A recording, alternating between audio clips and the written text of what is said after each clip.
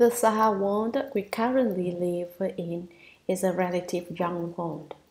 There have been old Saha worlds and prior Saha worlds which are called roots. The present Saha world is one of the branches.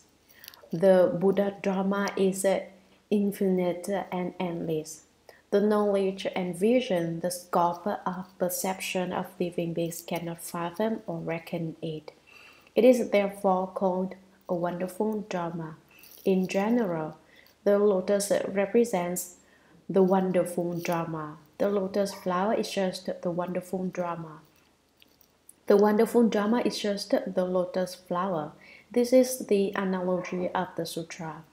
All sutras have a specific title and a common title. The wonderful Dharma lotus flower is the specific title of the sutra.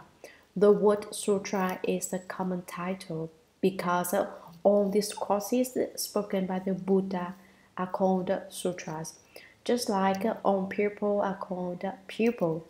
We are all people and have that title in common. Specifically, each person has its own particular name, and so do the sutras.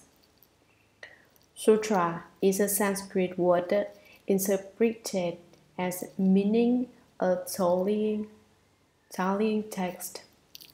Above a sutra tallies with the wonderful principles of all Buddhas, and below it tallies with the opportunities for teaching living beings. The word sutra can also be interpreted in many other ways. 1. A road. A sutra is a road which one may travel from the status of a common person to the position of Buddhahood. 2. Basic Dharma. The sutras are the rules, the foundation of the Dharma. 3. Manifestation. The sutras clearly instruct and reveal to us the principles of the Buddha Dharma. 4. A bubbling spring. The principles flow from the sutras like water gushing ceaselessly from the earth. 5. A guideline. To make guidelines, ancient carpenters and stonemasons used a string covered with black ink. They held the string taut, pulled it up and let it snap to make a straight black line. Sutras set forth guidelines and rules for cultivation. Without a compass and T-square, it is said you can't draw circles and squares. Without the guidance of the sutras, you cannot cultivate the way. 6. A flower garland. The principles are linked together in the sutras like flowers woven into a garland. The word sutra also has 4 additional meanings. 1. Stringing together. The sutras string together the doctrines of the Dharma from beginning to end in an orderly fashion. 2. Attracting. Living beings all have their own particular tastes, sour, hot, salty, or sweet. Whatever your taste, the sutras contain them all. You can find whichever Dharma door you like in the sutras. If you like to investigate dhyana, the doctrines of meditation are discussed in the sutras. If you like to study the teachings, to lecture on the sutras and speak the Dharma, you can study how to do so in the sutras. For example, you will learn that when you explain the sutras, you discuss the 7 sutra title classifications and the 5 profound meanings. If you like to study the Vinaya and specialize in holding the precepts, you can also study them in the text. If you like to recite mantras and practice the secret school dramas, you can learn about them in the sutras.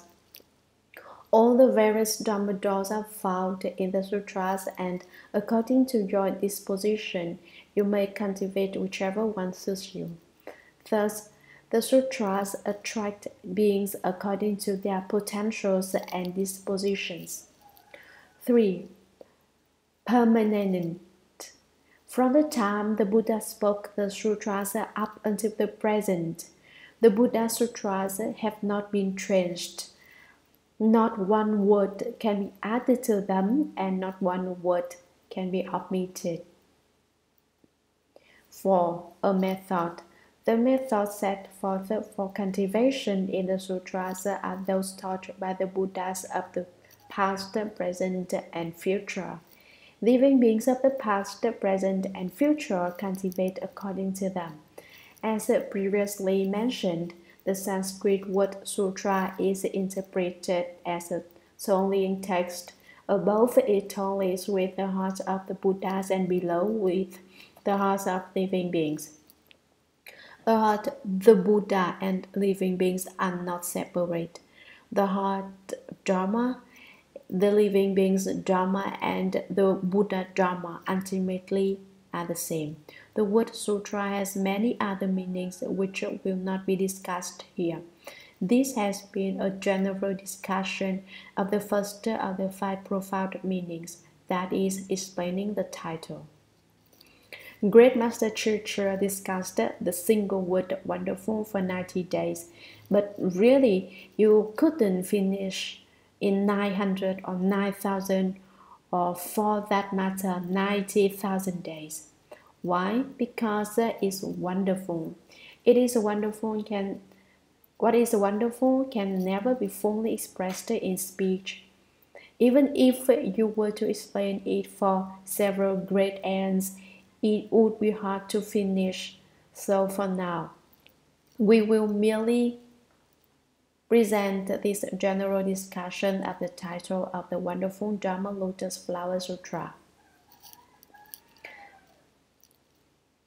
Discrimination of the substance. The second of the 5 profound meanings is the discrimination of the substance. If we don't know the substance of the sutra, how can we expect to be able to understand its principles? This sutra takes the real mark as its substance. The real mark is unmarked, and yet there is nothing it does not mark.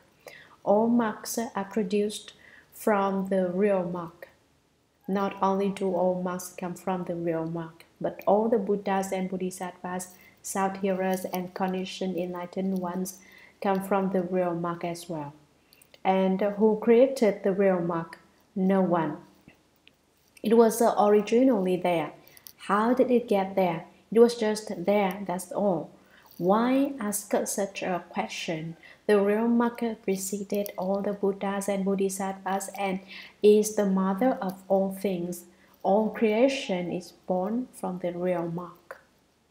The wonderful Dharma Lotus Flower Sutra takes the real mark as its substance, and so all the Buddhas, Bodhisattvas, sought-hearers, conditioned enlightened ones, and all living beings are born from this sutra.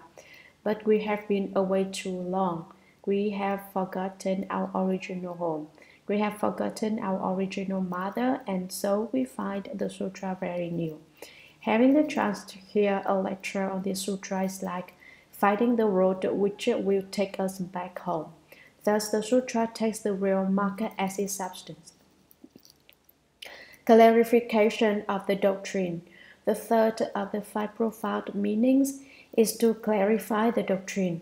This sutra takes the cause and effect of the one vehicle as its doctrine. As the text says, there is only the one Buddha vehicle. There are no other vehicles.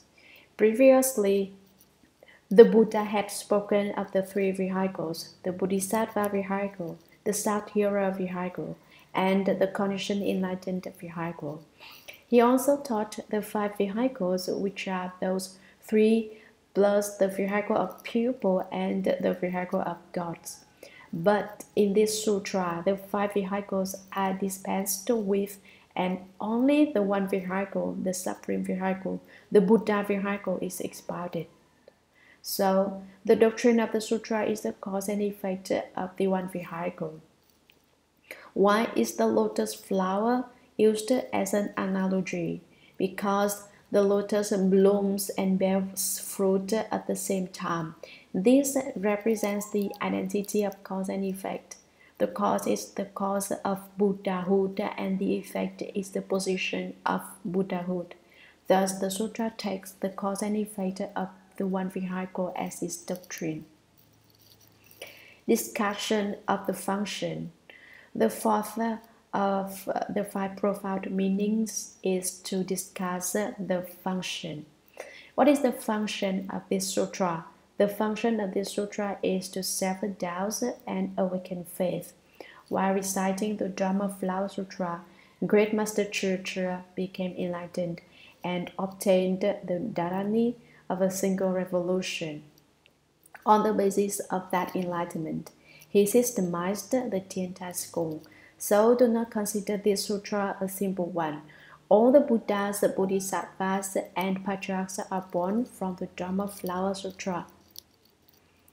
Determination of the teaching mark. The fifth of the five profound meanings is to determine the teaching mark.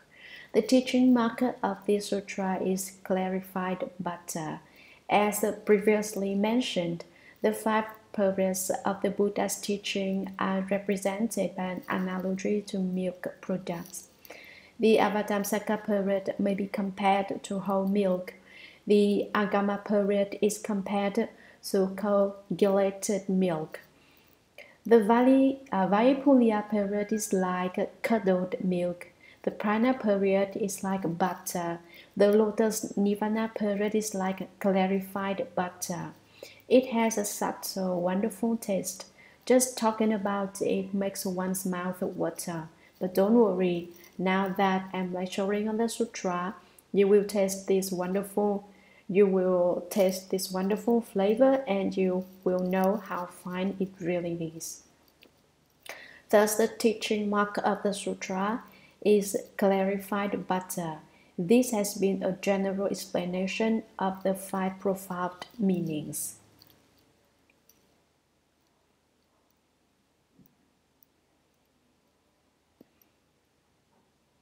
Sutra, translated by Tripitaka Master Kumarajira of Yao Qin.